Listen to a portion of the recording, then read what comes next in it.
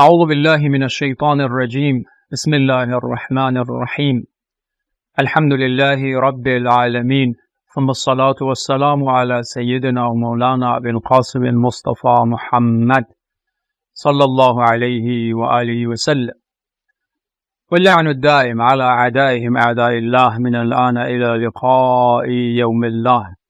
Dear and respected brothers and sisters, Assalamu alaikum wa rahmatullahi wa barakatuh. It's a very great honor and pleasure for me to be again and to service of you mu'mineen, to talk about some of the important teachings and doctrines of Islam based on ayat of the Word of Quran and the sayings of the Ahlul Bayt alayhi salatu wassalam, and on the great lessons that we learn from the great teachers, ulama, and scholars. It is a pleasure for us to provide you with these lessons from the Quran and Ahlul Bayt alayhi salatu wassalam.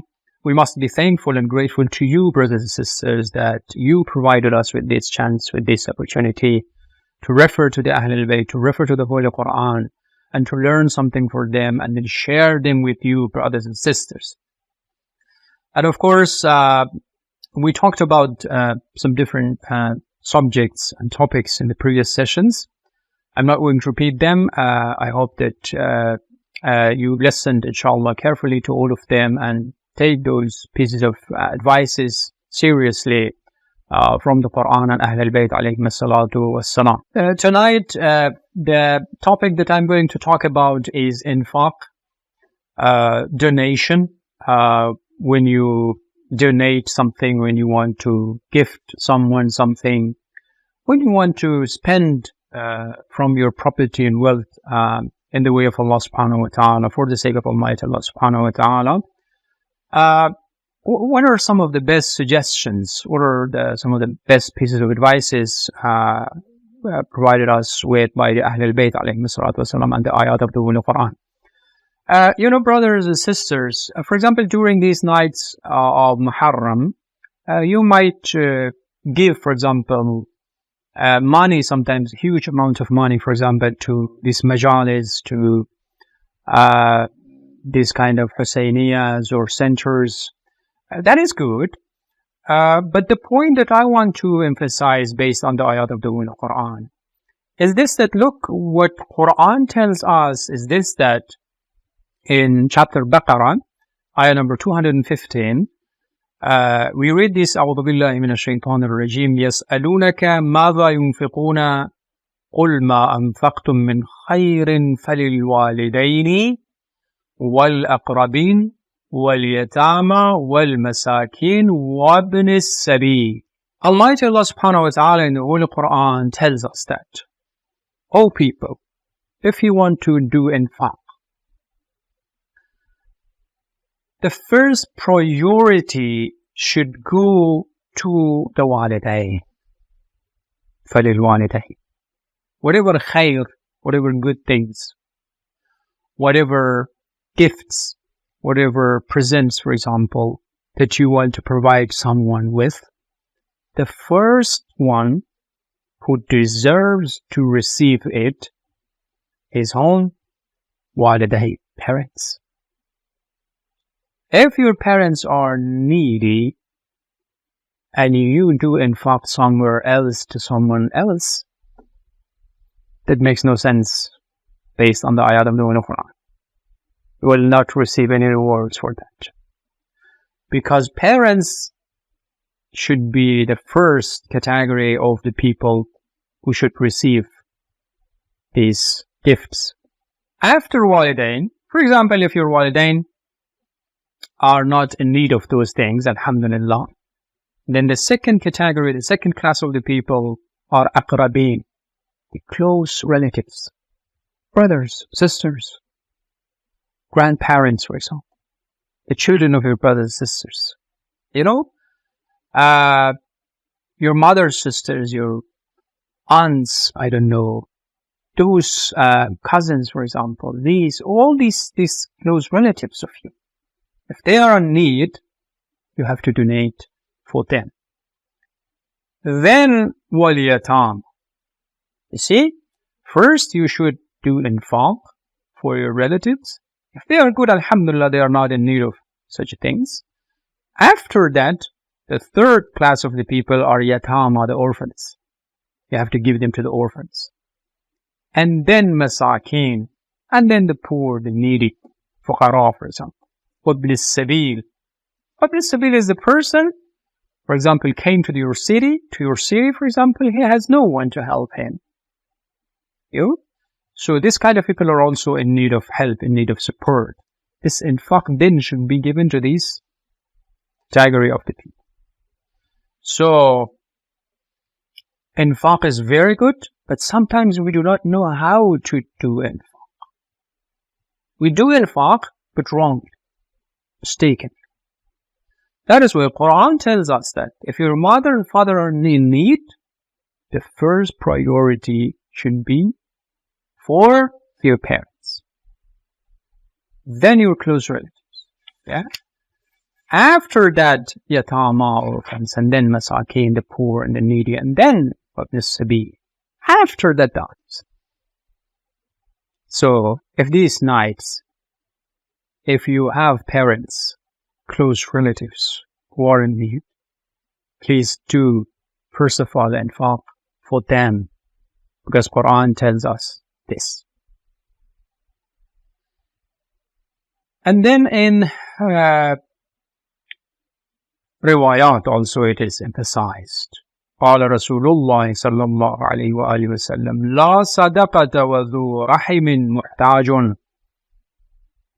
There is no sadaqah, no charity might be accepted from the person whose rahim, whose close relatives, whose parents, brothers, sisters, children are in need of that sadaqah, or in need of that infaq. And this is what is explicitly said by the Prophet salawatullahi alayhi wa alihi wa sallam. So, and then in another narration from the Holy Prophet sallallahu alayhi wa sallam, again we read this, that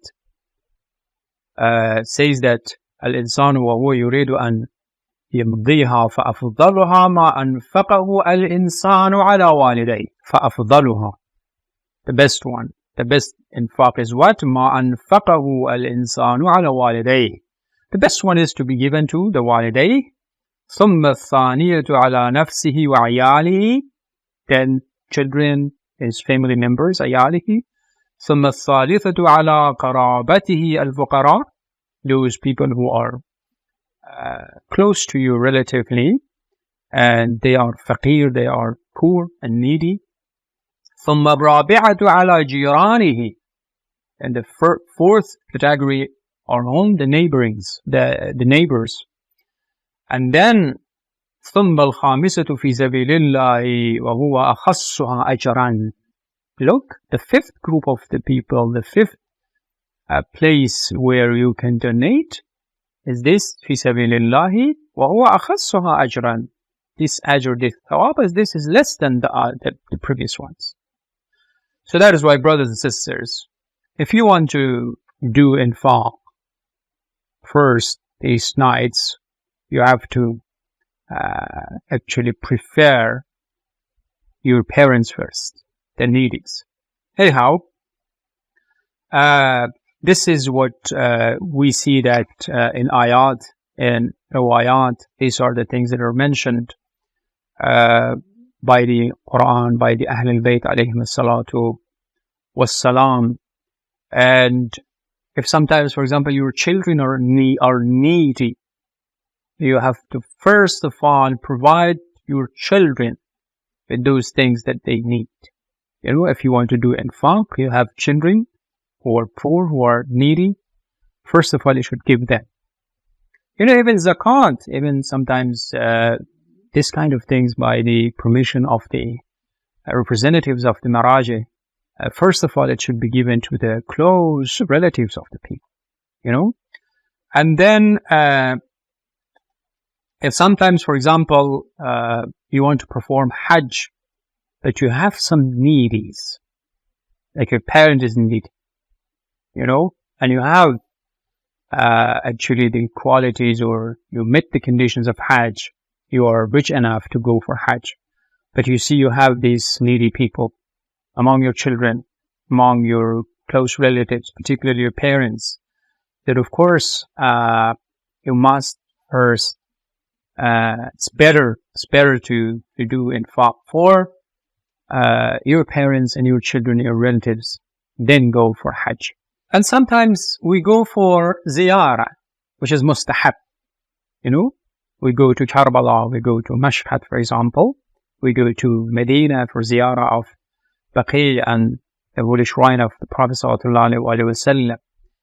But in our house, we have needy parents. We have poor parents, we have poor children, poor brothers, sisters. Dear and respected mu'mineen, based on the hadith, on the Quran, we should not go to this mustahab ziyarah. We should provide the needy mother, the needy father with what they need.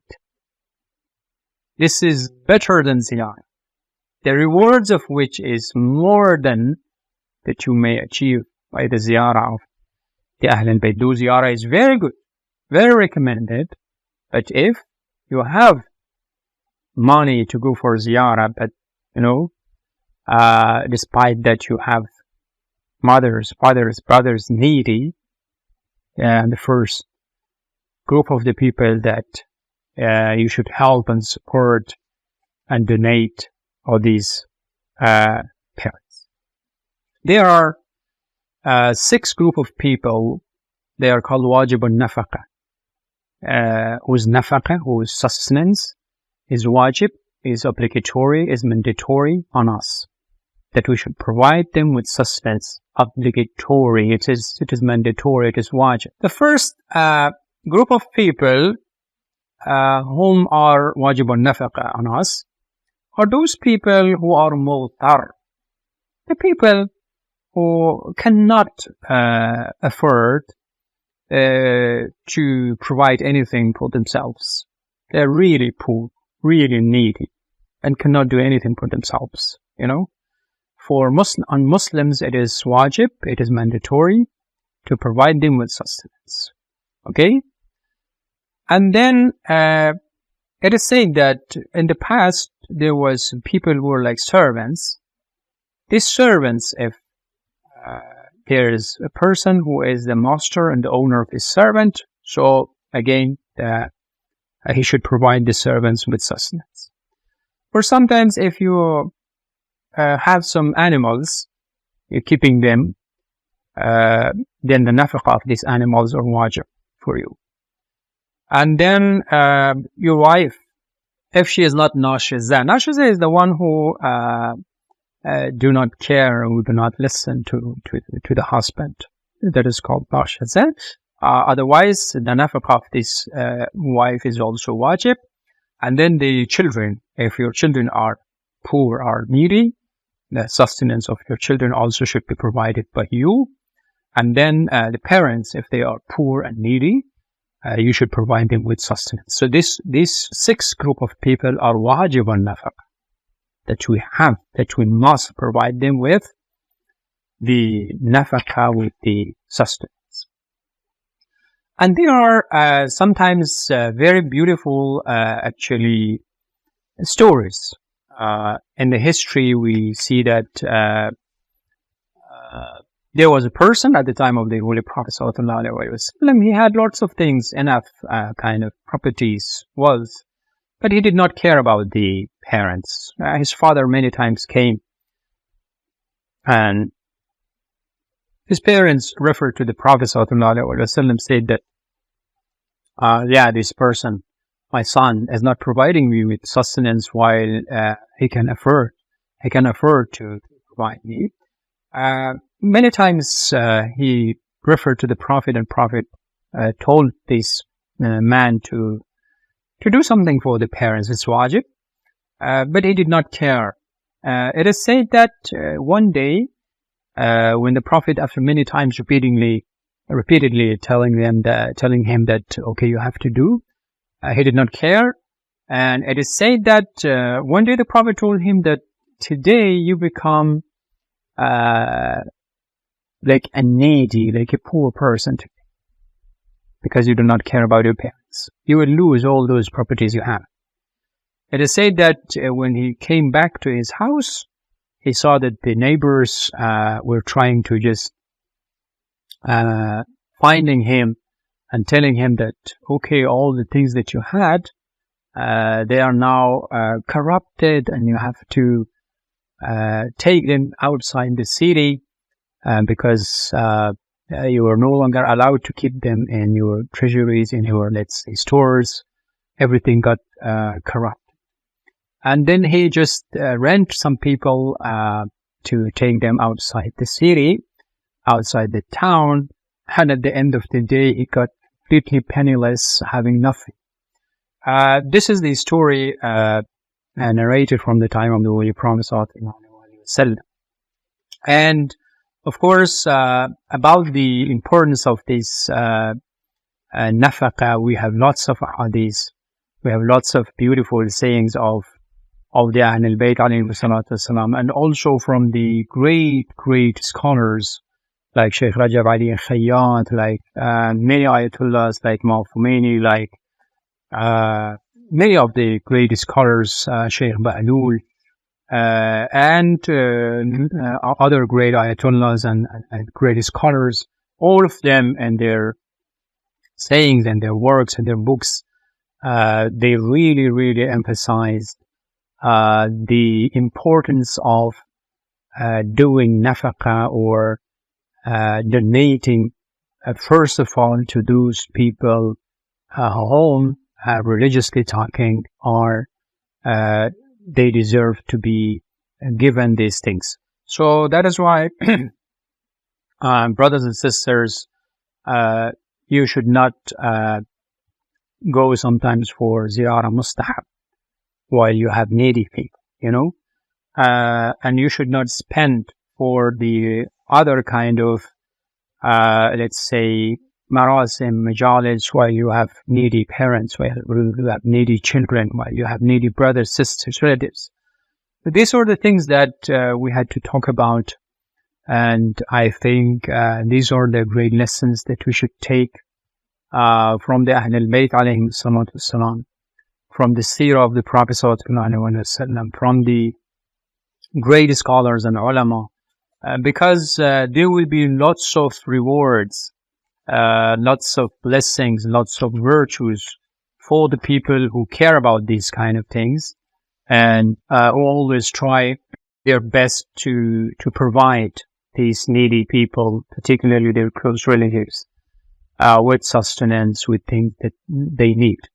I hope that our brothers and sisters, particularly when sometimes, for example, you send some money for some kind of projects in Afghanistan, somewhere else, you should first of all think that, okay, if I am going to, for example, donate here, do I have something among my close relatives, like parents, like children, like brothers, sisters, aunts, cousins, for example, are they in need of this money? Are they in need of these properties? If yes, you have to donate for them, and even in these nights of Muharram, sometimes, for example, you provide people with nuzurat, you provide them with, for example, meals, foods, for example, dinner or lunch maybe.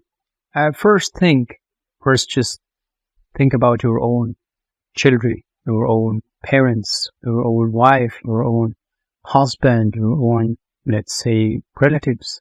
If you find among them someone poor, needy, so you must donate first of all for them, and then for the others. These are the things that we see mentioned in the Holy Quran, first of all, and then in the ayat and ruwayat, in the seerah of the Ahlul Bayt, and also in the sayings, fatawa, and the viewpoints of the great scholars, teachers, masters of Islamic studies and teachings. We see. That is why I hope that you brothers and sisters, inshallah, take these points seriously into consideration while doing infaq. Thank you very much. وآخر دعوانا أن الحمد لله رب العالمين والسلام عليكم ورحمة الله وبركاته.